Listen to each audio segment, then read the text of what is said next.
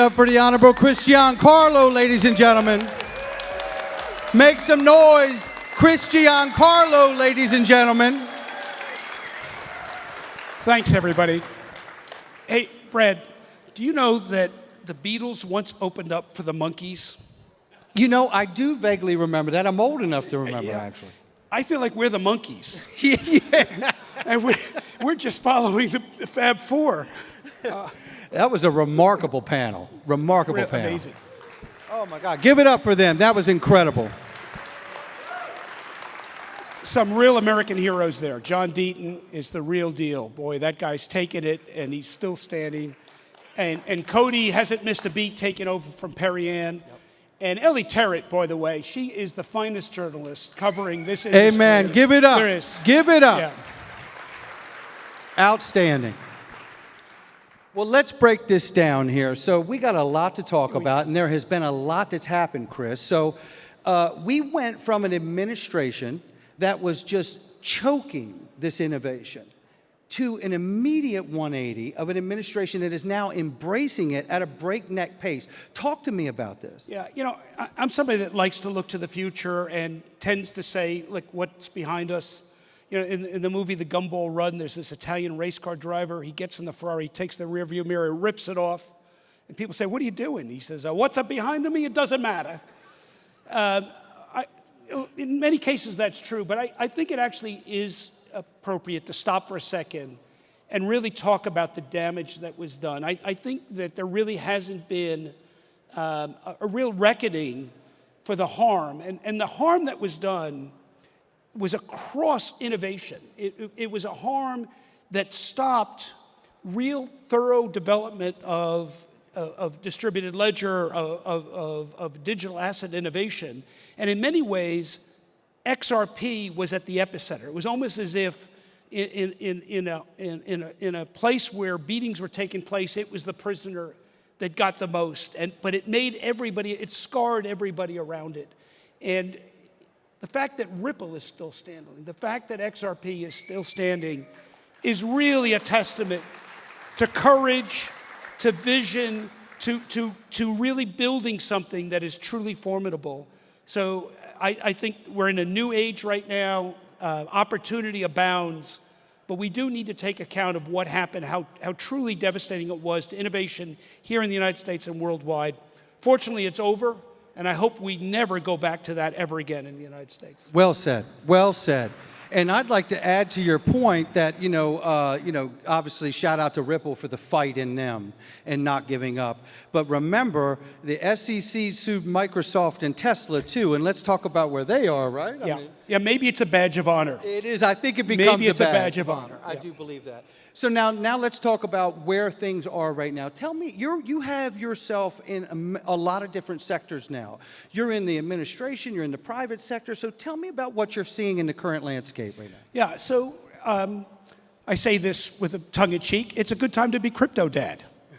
Because we're now in a crypto world. We're in a world where innovation is not being punished, where innovation is actually being furthered. In fact, the title of our remarks here is policy-led innovation. What we saw for the last 4 years was how government policy could really hold back innovation, really hold back creation, really hold back building the future. But now that's reversed. Now we've actually got policy once again saying to innovators, don't ask permission. If you're building something that's never been built again, that's great. We're not going to stop you simply because you're doing things that are new, the way the previous group did. We're going to cheer you on. We're going to create opportunities where capital is going to flow to the sector, where rules are going to be written to give you the guidelines you need. So it really is a policy-led period of time, and I'm seeing across the board a flowering of this. I'm seeing all the innovators that have been trying to avoid putting their head above the parapet, putting their head up and moving forward.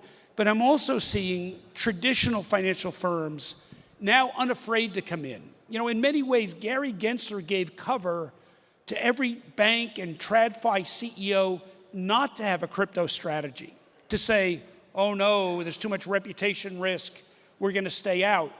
Now, they've got reputation risk if they're not engaged. So in many ways, the game is afoot and the competition is growing up, but that's better. That's better because in that environment, the best ideas, the best technology, the best innovation will surface. So speaking of policy, we're currently looking at the stablecoin legislation, very close to getting through. But last year on this stage, you and I had a phenomenal conversation on stablecoins.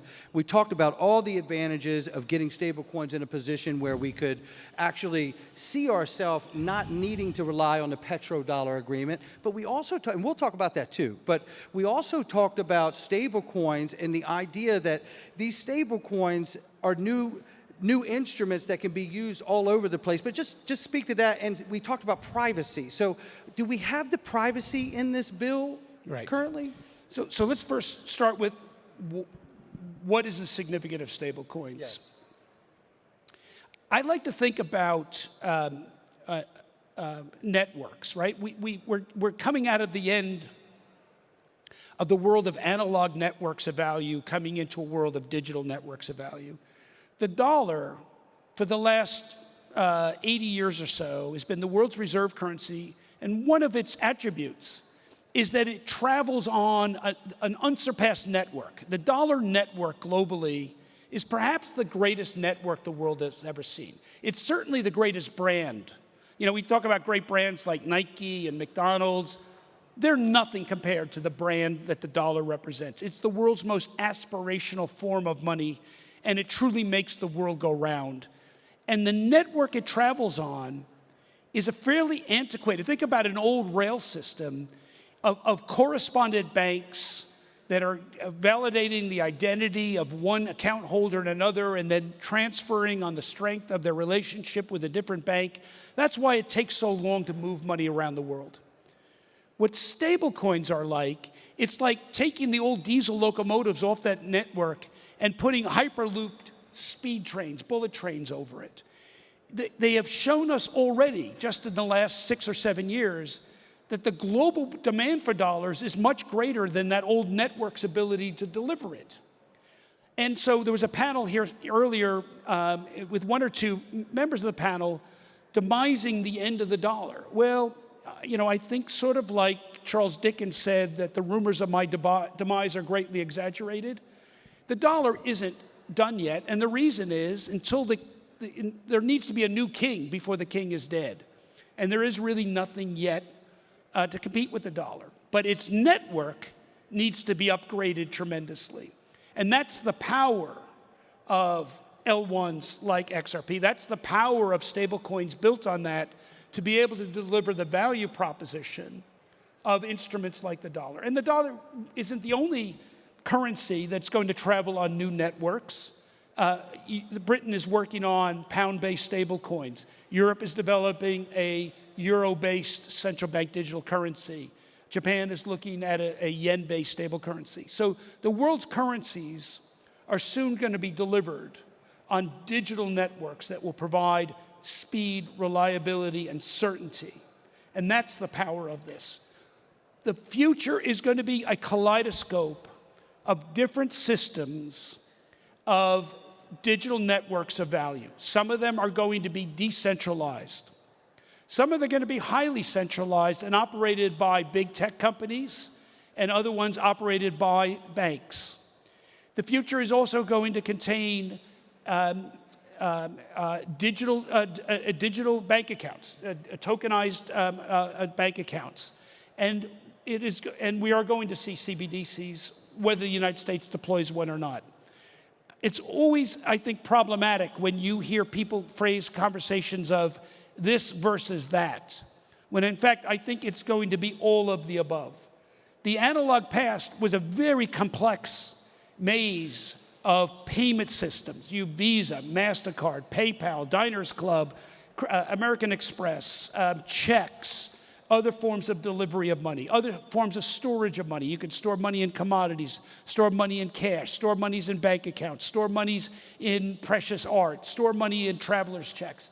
The digital future will be as varied and diverse as was the analog past in mind. There's going to be plenty of room for digital networks doing different systems and providing different reliability, different paces, different cultures, different currencies. So the future, I think, is going to be one that's going to be filled with innovation and promise. It's very exciting. And coming back to this administration and the about face that they've done to embrace this innovation, you have played a big role with working with this innovation. And not too long ago, you were at a crypto council meeting, and I heard you had, everybody was suggesting ideas around the room. Can you share what you had suggested? Yeah, because I'm very excited about this. I was able to share with the president, some members of his council, of the cabinet, an idea for taking something old and making it very new. So in our U.S. Constitution, in Article 1, Section 8, there is a provision called letters of marque and reprisal, by which Congress can authorize the president to deputize the private sector to wage war on our national enemies.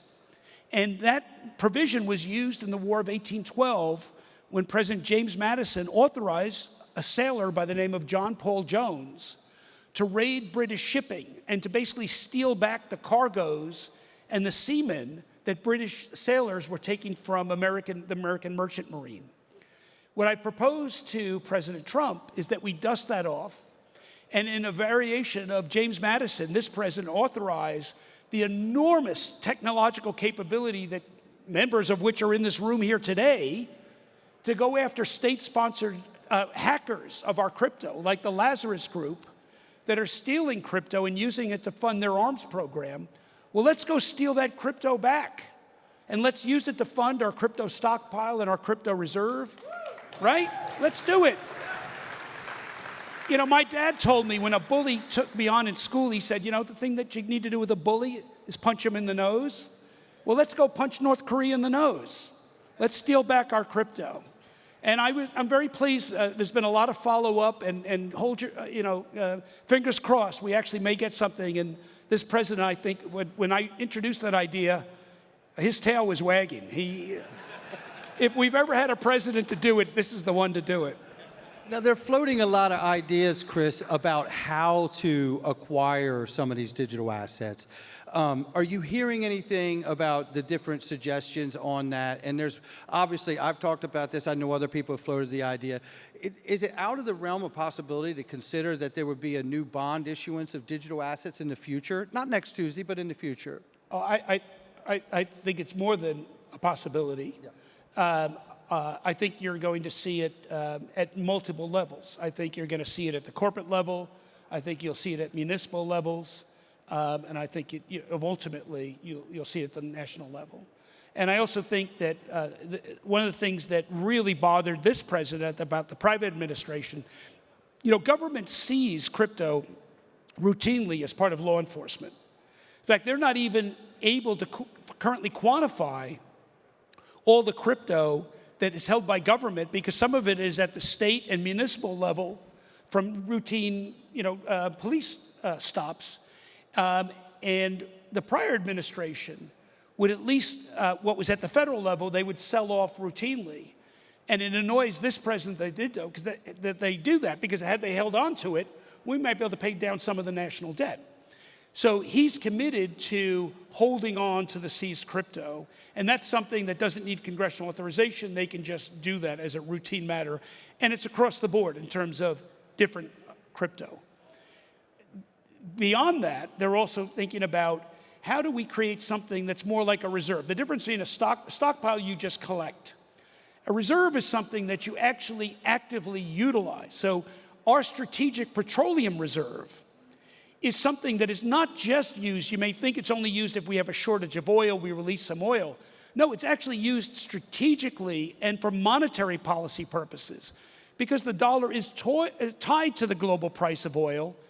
If our economic adversaries, like OPEC, decide to reduce production to drive up the price, we can sell from the reserve to counter that and reduce the price, and therefore control the exchange rate for dollars. So we use the strategic reserve. Well, when you've got the BRICS countries talking about creating a rival currency to the dollar and perhaps pegging it to physical commodities like gold or digital commodities, then it makes sense for us to actually reserve that to do the same thing we do with strategic petroleum. So that's very much, again, an earlier panel talked about these coming rivals to the dollar. There's no question that there is desire amongst many countries, the BRICS countries and others, to come up with a rival, but that is why the United States is stockpiling gold. That is why the United States is now stockpiling crypto, because they're aware of those threats and they are committed to preserving the dollar. Now, we've got to get Congress on that same track. The White House is doing their job to cut spending. We've got to get Congress to do it. And if any indication, the recent debates over the budget bill and the tax bill are not encouraging about Congress's ability to live off the credit card. And what's interesting is when you talk about the oil comparison here, in the creation of this digital asset stockpile, they can sell the assets out of there. And I think some people have mistakenly looked at that as a deficiency to that. But what I saw is that is just like oil. They can sell oil. So if they acquire these digital assets and over time they can sell them, they could price control these assets in question just as they do oil. And countries have been doing this since the dawn of time. Right. We know that ancient Egypt actually stockpiled wheat. We know that China today stockpiles everything from pork and soybeans to rebar to copper to earth metals. And so it absolutely makes sense. As the world's largest economy, we absolutely need to be looking at the world's current commodities and its future digital commodities and thinking about how we have some impact on the global price. And you brought up BRICS, and I want to go talk about legislation and what you think of where we're at here. But I talk about BRICS because you brought it up, because the world isn't waiting. The United States doesn't have the luxury to decide how long they can take to do this anymore because of the other countries and the advances that they're making. And we are behind, and that's not going to be for long, I don't believe. So in your eyes, because you have a foot in every sector, what do you see right now that is mission critical to get things moving forward? I know we need this tax bill, we need the market infrastructure, we need the stablecoin, but more specifically, what do you see in boots on the ground that needs to happen here? So we've got to get back to a culture of innovation. What our edge, what is the United States edge, is our ability to out-innovate. And we've got to get back where innovation is celebrated, where innovation is encouraged, where innovation is financed. And it's going to take a lot of things. We need adjustments to the tax code. We need to make the stock option program, once again, the catalyst for innovation. We need to look at tokens. We need to look at tokenization and digital currency as a way of empowering the new companies of the future, right? That's been held back for 4 years. It's, I keep coming back to it. We lost so much time and energy. We all became afraid.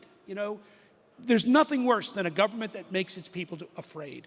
And we need to remember that. And finally, I think we have a government, again, that's, in fact, I've heard it said in the White House, we want to be a government that says, don't ask permission, ask forgiveness.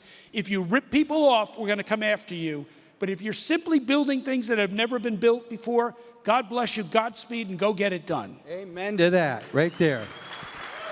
Amen to that right there.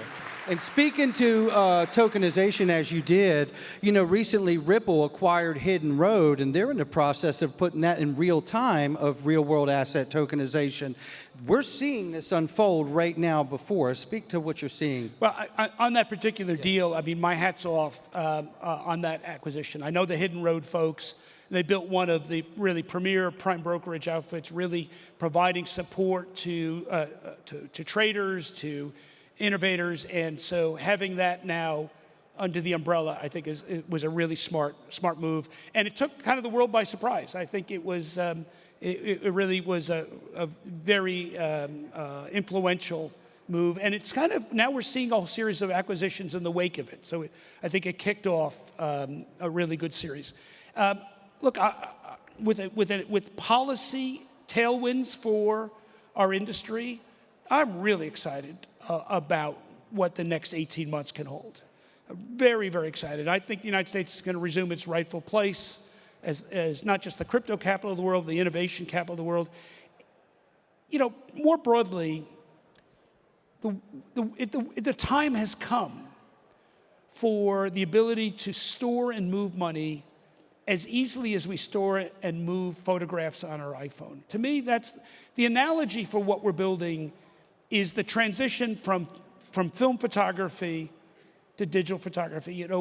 Not that long ago, and I bet most people in this room here, somewhere in their living room or maybe in their basement or certainly in their attic, have some old photo albums of photos that maybe you look at once a year at holiday time, probably you haven't looked at in years, and they just sit there stagnant. But go out to dinner and friends, and out come the phones, and you're looking at digital photos, you're swiping through it, you're sending them the moment after you take them, you can change them, adjust the lighting. Those are alive. Those are digitally networked. Those are the currency in which we trade, mom and dad, photos of the kids. They're taking on a whole new life for photography. It's almost as if it's BC and AD. It's pre-digital and post-digital. Well, guess what, folks? We're in for the same transition in money. In 10 years from now, we're going to look at the old branch banking era, the old check writing era, the old era as a bygone year, because money is going to be as mobile as digital photographs. It's going to be as easily stored. Your mobile phone is going to become your bank. We're going into an absolute new era of banking, of finance, and money itself. The velocity. Just think about a small business. A small business right now, most folks pay in credit cards. They're waiting 30 days to get paid. Meanwhile, they've got suppliers that want to get paid immediately. And so what caused the demise of most small businesses? Cash flow, because of the system of monthly cycles. Well, once we go to digital forms of value, everything's immediate. You get paid immediate, you settle your accounts immediately. We're going to go to a 365, 24/7, minute-by-minute financial system. And these legacy breaks, banking hours, close at night, close on weekends, close on holidays, exchanges closing at 4 p.m., doing their reconciliation, all of that is going to go to a constant cycle. And so the velocity of money is going to increase. And in a world where we've got economic challenges, where economic growth has been stymied, it would only take the increase in the velocity of money to return 3 or 4 economic degrees of growth to the world economy. So I think we're going to look back 10 years from now, and in the same way we look back to the pre-iPhone era, the pre-digital photograph era, and think that was a bygone period. And we're going to find that this era is a bygone period. It's happening so fast. And XRP is a key component of this. I absolutely believe it. Did you hear that? Yeah. Didn't know if you caught that last part. So, talking about this, the tokenization, the real world assets, and the new innovation, how it's going to affect all of our lives, looking at the wholesale back end, you had made a comment a few weeks ago, I caught a video of you, talking about how the paper bonds of the world will be looked at like the old bearer bonds. Just break that. It was amazing. Yeah. Well, so it's my belief that within maybe 15 years, maybe sooner, there won't be a securities offering of any type, whether it's an equity offering or whether it's a debt offering or a bond offering, that is not tokenized and on-chain. And for those that are not tokenized on-chain, they're going to trade at a discount to those that are tokenized on-chain. What is the value of that old stagnant photograph compared to one that's on your phone? The old ones you just don't want to deal with anymore. You want to deal with the ones that digitize. The same that's going to happen. And it's not just going to be the holders of those securities, but the issuers of those securities. Because for the first time, they're actually going to know who their shareholders are. Do you know most public companies don't know who 20% of their shareholders are? They have no way of communicating with. They have to use outside intermediaries, proxy companies and others to tell them who their shareholders are. Well, when everything's on chain, they're going to know exactly, and they're going to have a direct relationship with their shareholders and their bondholders in a way they don't have today. So security, and we talked about value and money movement, but securities offerings are going to change. Those traditional analog securities offerings will be like those old bearer bonds. That's a remarkable comment, I got to be honest with you. So, look, let's wrap this thing up, right? So, just thinking about where we are at, we've got stablecoin bill, we got a tax bill we need, and we got a market infrastructure bill. Are we getting all of them this year? What's your thoughts, and where are we at with the stablecoin bill? Well, so isn't it interesting? So Brad mentioned the three key pieces of legislation that's in Congress right now: a stablecoin bill, a tax bill, and a market structured bill for crypto. Which one is moving first? Stablecoin bill. Stablecoin bill is moving ahead of the tax bill. That's not by accident. Why is that? Because the last few Treasury auctions have not gone well. Our government needs to sell our debt because it needs to continue to live on its credit card. And they estimate that stable coins will purchase anywhere between $4 to $6 trillion of Treasury debt over the next few years. Wow. It also tells you our government really lives on its debt more than it lives on our tax remittances, which is why making sure we can continue to sell debt is priority number one. Priority number two, then, once you get that done, is figuring out how much tax they can collect from all of us and who pays how much. That's number two, yep. Right? Then number three will be how we sort out who's going to regulate this new digital infrastructure. Yes. Now, but that's important because they also recognize that the future of finance and banking and ultimately taxes and ultimately debt issuance is going to be on digital rails, on digital networks. So that's why they're prioritized the way they are. And final question here for you. You know, there's been floated the idea of merging the SEC and the CFTC. I don't like this, Chris. Can you talk about that? Never going to happen. Never going to happen. Thank goodness. And I'll first give you the explanation based on 5 years in living and working in Washington, which is a little bit cynical but true. And then I'll give you the reason why I actually think it's a good thing they don't merge. The cynical reason why is because the CFTC and the SEC each report to different sets of congressional oversight committees. The SEC reports to the Banking Committee in the Senate and the House Financial Services Committee in the Congress. The CFTC reports to the Senate Agricultural Committee and the House Agricultural Committee. The constituents of those agencies make campaign contributions to those committees. If you merge the agencies, one committee is going to lose those campaign contributions. They're never going to let it happen. The reason why I actually think it is the right thing, however, is because it wouldn't be a merger. It would be a takeover by the SEC. And if the SEC had taken over the CFTC 4 years ago, then Gary Gensler would have run the CFTC. And that wouldn't have been good. Our founders, they just, again and again I reflect on how brilliant our founders were of this country. They actually believed that our citizens' liberty was best assured if our government agencies were competing with each other rather than competing with their citizens. And I think that the competition between the CFTC and the SEC has actually been good for innovation. It was 10 years ago now that we at the CFTC identified the world's first digital currency. Well, we identified Bitcoin as the world's first digital currency and created a regulatory regime, and then began the process that led to Ethereum and would have led to XRP had there not been a change in government. But we did begin that innovation to create a regulatory regime. Had those agencies been merged, that would have been extinguished under the SEC. So I actually believe that having the two agencies is good for people, even though that some of the reason why it won't happen is a bit about that. Yeah, and I was going to say last question, but I do have one more. So on the stablecoin legislation, the crypto tax bill, and the market infrastructure bill, you think we get this done this year? I really do. Wow. I really do. I think we get... Wow. I think we get stablecoin done this year. I think we get stablecoin done this summer. And then, subject to the tax bill, I think all eyes turn to market structure.